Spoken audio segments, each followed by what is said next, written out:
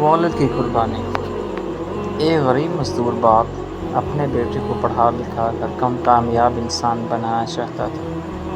صبح سویرے سے لے کر رات گئے تک وہ سخت محنت کرتا، کبھی مزدوری، کبھی چھوٹے موٹے کام، لیکن اپنے بیٹے کے خوابوں کو پورا کرنے کے لیے ہر مشکل سہہ لیتا۔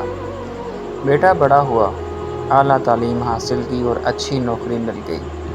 وہ دنیاوی لحاظ سے کامیاب ہو گیا، لیکن وقت کے ساتھ ساتھ باپ کے بوڑھے ہاتھ، جھریوں بھرا چہرہ اور کمزور جسم اس کی نظر انداز ہونے لگا۔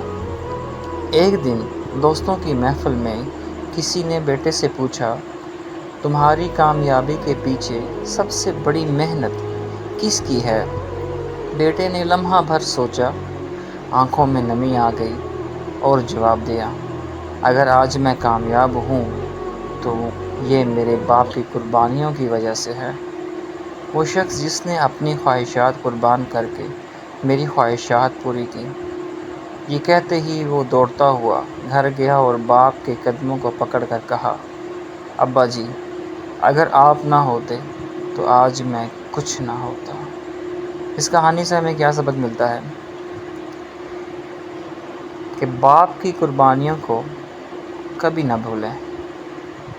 والدین کی خدمت ہی اصل کامیابی ہے۔